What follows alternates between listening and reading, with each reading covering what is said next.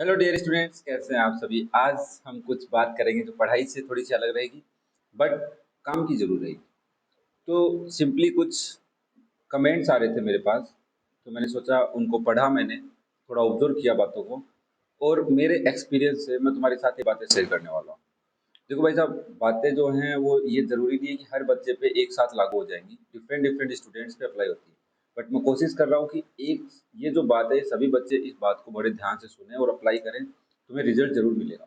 क्या है बात बात ये है सर, क्या आर डी शर्मा की थ्योरी और क्वेश्चन को पूरी तरह करने की ज़रूरत है? अगर नहीं तो किस तरह बुक को कंप्लीट करना चाहिए? बड़ा ही नॉर्मल बोलूँगा अगर मैं इसको, वैसे नॉर्मल नहीं बोल सकता, हाई लेवल थिंकिंग वाला क्वेश्चन बनाया है बच्चे ने। क्यों बनाया है? क्योंकि बच्चे ने इस चीज़ को, मेरे हिसाब से अगर मैं मेरे पॉइंट ऑफ व्यू से देखूँ, हर किसी बच्चे के दिमाग में आ रहा होगा, यार आर डी शर्मा मैं कर रहा हूँ, कैसे करूँ इसको। एक तरीका तो ये है, चैप्टर नंबर 1 खोला, यूट्यूब पे वीडियो सर्च किया, अनूप सर मैथ्स की वीडियो आई, और वीडियोस को देखना स्टार्ट कर दिया, और देखता गया, पूरा चैप्टर मैंने पढ़ लिया। ऑब्वियसली क्वेश्चन तुम्हें आने लगे होंगे। फिर एक दूसरा टाइप का बच्चा है जिसने बुक ओपन की, पहले उसने चीज़ों को देखा, चैप्टर 1 में क्या क्या चीज़ें मुझे पढ़नी है, एनसीईआरटी से कंपेयर करके उसने पढ़ा। ऑब्वियसली देखो, मैंने तुम्हें पहले ही कहा था, एक वीडियो मैंने बनाया था कि आर डी शर्मा कब पढ़नी है। पहले तुम्हें एनसीईआरटी का चैप्टर करना है, उसके बाद आर डी शर्मा का करना है। डायरेक्ट आर डी शर्मा पे मत आओ, क्योंकि हमें पहले ये तो पता हो चैप्टर को शॉर्ट फॉर्म में क्या कहना चाहता है, सीबीएसई क्या कहना चाहता है, एनसीईआरटी क्या रिप्रेजेंट करना चाहता है। बातें सारी वहाँ गिवन है, उनको बस यहाँ पे एक्सपेंड किया है। R D Sharma, R S Agarwal, जो भी तुम एक्स्ट्रा बुक पढ़ते हो वो एक्सपेंड करती है, मतलब उनको डीपली समझाने की कोशिश करती है कि टाइप्स ऑफ क्वेश्चन कैसे कैसे बन सकते हैं। बात समझ में आ रही है?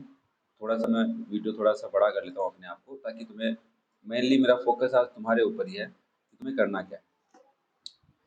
अब अगर हम बात करें सर कि मान लो चैप्टर 1 देखा तुम लोगों ने, मतलब हम दूसरे टाइप के बच्चे की बात करें, देखो टाइप 2 स्टूडेंट की मैं यहाँ पे बात कर रहा हूँ। पहला टाइप का स्टूडेंट क्या है, बुक को ओपन किया उसने, फिर देखा चैप्टर 1 ये है, यूट्यूब के वीडियो देखने स्टार्ट किए, ओनली यूट्यूब वीडियो स्टार्ट किए, यूट्यूब वीडियोस स्टार्ट किए और सोल्व करना, सोल्व नहीं किया है, बस देख रहा है, चलो ठीक है सर मेरे को समझ में आ गई, खत्म कहानी। सेकंड टाइप स्टूडेंट, पहले उसने एनसीईआरटी की, फिर उसने आरडी का चैप्टर किया, आरडी चैप्टर, और हेल्प ली उसने वीडियोस की। इसमें क्या करता है बच्चा, एनसीईआरटी का कॉन्सेप्ट पढ़ा हुआ है, उसने एक बार ओवरव्यू ले लिया कि जब एक्सरसाइज ये है, इस टाइप के क्वेश्चन है, और फिर उसने आर डी शर्मा यूट्यूब पे सर्च किया और चैप्टर 1 का वीडियो देखने स्टार्ट कर दिया। चलो ये भी बहुत अच्छी बात है, बट जो एक्स्ट्रा ऑर्डिनरी मेरे अकॉर्डिंग है बच्चे, वो क्या करते हैं, वो सबसे पहले एनसीईआरटी पढ़ते, कंप्लीट बुक, वो जहाँ पे भी ट्यूशन कर रहे हो, स्कूल में पढ़े हो, एनसीईआरटी का चैप्टर पढ़ते हैं। कंप्लीट किया चैप्टर, सारे टाइप्स ऑफ क्वेश्चन जो एनसीईआरटी में गिवन उनकी प्रैक्टिस कर ली। फिर उसने आर डी शर्मा चैप्टर खोला, आर डी शर्मा चैप्टर खोलने के बाद ऑब्वियसली क्वेश्चंस किए, सोल्व किए, खुद ने सोल्व किए, सोल्व करने के बाद may be right, RIGST right, या फिर जिसमें डाउट आया उसको उसने यूट्यूब से देखा, है ना। अब यहाँ पे इस चीज को मैं थोड़ा सा समझाता हूँ। मान लो तुमने सोल्व किया और तुम्हारा राइट आ गया, तो यहाँ से भी तुम यूट्यूब पे जाना है, तुम्हें ध्यान से सुनना है बात, क्या बोलना चाहता हूँ मैं। इसी, अगर तुमने क्वेश्चन को देखा, सोल्व किया, ठीक है, नॉर्मल क्वेश्चन था, अगर एनसीईआरटी का क्वेश्चन है कोई दिक्कत नहीं है, एनसीईआरटी से बाहर का क्वेश्चन है, तुमने उसको सोल्व किया और तुम्हारा राइट आ गया, वो आंसर मैच कर गया, तो तुम्हें तभी भी यूट्यूब पे जाना है, यूट्यूब पे जाके उसका सॉल्यूशन चेक करना है। क्यों सर, क्यों क्यों करें? मैंने कहा सुन, तेरे को आता है बहुत अच्छी बात है, क्या पता उस क्वेश्चन में कुछ ऐसी बात छुपी हुई हो जो तुझे नहीं पता है, बट जो टीचर तुम्हें पढ़ा रहा है उसने उस चीज को एक्सप्लेन कर दिया हो। तुमने कई बार देखा होगा कि मैं भी तुम्हें कुछ क्वेश्चंस बताता हूँ तो उसके अंदर बहुत एक्स्ट्रा बातें बताने की कोशिश करता हूँ कि यार ये बात इस तरीके से होती तो क्वेश्चन ऐसे हो जाता, इसमें ये चेंज होता तो ये क्वेश्चन ही चेंज हो जाता, इसका सॉल्यूशन हम थोड़ा आगे फर्दर इसमें ये ऐड करके क्वेश्चन पूछ सकता था अपने से। तो उससे हमारा थिंकिंग प्रोसेस अपलोड होता है, थिंकिंग प्रोसेस क्या हुआ तुम्हारा, इम्प्रूव हुआ है, तुम क्वेश्चन को सोच रहे हो, सोल्व नहीं कर रहे हो, ठीक है। अब बच्चे को डाउट आता है, ऑब्वियसली वो यूट्यूब पे जाएगा, यूट्यूब पे जाने के बाद उसको देखा और डाउट क्लियर। क्वेश्चन को देखने के बाद सोल्व हो जाता है, थोड़ा बहुत डाउट बचता है वो कमेंट कर लेता है या दूसरा यूट्यूब चैनल खोलता है उस पर देख लेता है। अवेलेबल है, कोई दिक्कत नहीं है, बहुत अच्छी बात है। देखा करो, डाउट क्लियर किया करो। अच्छा, मैं आप आगे आ गया तुम्हारे, चलो हम फिर छोटे हो जाते हैं यार, क्या दिक्कत है। अब ठीक है ना। अब ये एक्स्ट्रा ऑर्डिनरी है, बट मैं कहूँ अल्ट्रा एक्स्ट्रा ऑर्डिनरी क्या होता है? बच्चा काम यही करता सारे, उसको क्या करना है? देखो, मैं ये बात बता रहा हूँ कि क्वेश्चन को पूरी तरह करने की जरूरत है, थ्योरी उन्हीं बात को मैं यहाँ पे एक्सप्लेन करने की कोशिश कर रहा हूँ। अगर ये सारे काम कर लेता, उसके बाद जो आता वो स्टार आता अपने पास, वो स्टार क्या करता? उस स्टार को पता है कि नॉर्मल क्वेश्चन कौन से हैं और प्लस वाले क्वेश्चन कौन से हैं। वो एक पेज लेता, कोई रजिस्टर डालो अपना, एक उस पर एक पेज कंसीडर कर दो कि ये पेज 1.3 आरडी का है। मान लो आरडी पढ़ रहे हो तो आरडी, एनसीईआरटी जो भी तुम पढ़ रहे हो, आरएस अग्रवाल कोई भी अदर बुक पढ़ रहे हो, तुम्हें उसके नोट्स बनाने हैं उस पेज के। क्या लिखना है सर उसके अंदर? मैंने कहा उसके अंदर तुम्हें सिंपली ये बात लिखना है कि इसमें टाइप्स ऑफ क्वेश्चन क्या है। क्वेश्चन नहीं लिखना है भाई, क्वेश्चन नहीं लिखना है, टाइप्स ऑफ क्वेश्चन। जैसे मान लो अभी जैसे अपना क्या चल रहा है, कोऑर्डिनेट ज्योमेट्री चल रहा है, तो मैंने कहा एक्सरसाइज 6.2 में क्या पूछेगा?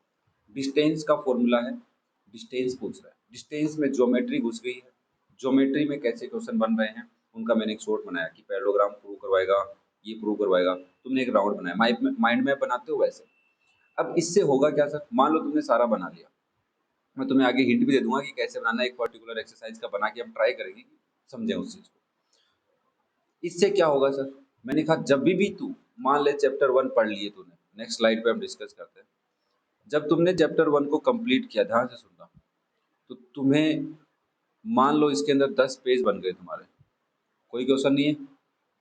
इन 10 पेजों को हर वीकली देख लो, वापस से वीक के अंदर दोबारा देख लो। क्या हुआ? ना तो क्वेश्चन देखने की जरूरत पड़ी हमारे को, कॉन्सेप्ट क्लियर रहा कि क्वेश्चन को अटेम्प्ट कैसे करना है, सॉल्यूशन कैसे लिखना है। और यही इंपॉर्टेंट है, आरडी से तुम्हें यही सीखना है, how we apply process on a question.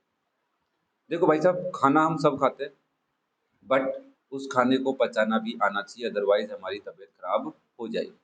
पढ़ते सब हो, बहुत अच्छी बात है, पढ़ते सब हो तुम लोग, you will study harder, obviously salute है तुम्हारी स्टडी को, क्योंकि तुम आरडी शर्मा पढ़ रहे हो, ऑब्वियसली सल्यूट है। मेरी जो आर्मी, मेरे जो बच्चे हैं उनकी बात कर रहा हूँ।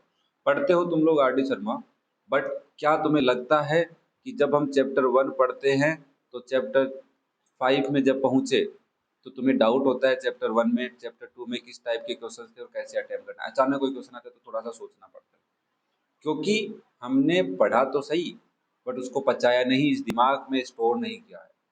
वो तुम्हें करना आना चाहिए, वो करेगा कौन? ये वाले नोट्स करेंगे तुम्हारी हेल्प। उम्मीद करता हूँ जिस बच्चे ने डाउट पूछा था उसको क्लियर हुआ होगा, और बाकी जो बच्चे जो इस वीडियो को देख रहे हैं उनकी भी बहुत सारी बातें कुछ क्लियर हो पा रही होंगी, क्यों आरडी शर्मा पढ़नी है। बहुत क्वेश्चन आते हैं मेरे पास ये कि सर मैथ्स आरडी शर्मा पढ़ने से क्या होता है, कब पढ़े, कैसे पढ़े, बहुत सारे क्वेश्चन आते हैं। भाई साहब, ये काम तुम्हारा बस आरडी शर्मा पढ़ने का एक ही मोटिव है अपना, और मेरा पढ़ाने का, थिंकिंग प्रोसेस इम्प्रूव हो जाना, इसके अंदर स्टोर करनी बातों को और उनको मैनेज करनी आनी चाहिए तुम्हें। ये तुम्हारे को आरडी शर्मा सिखाती है।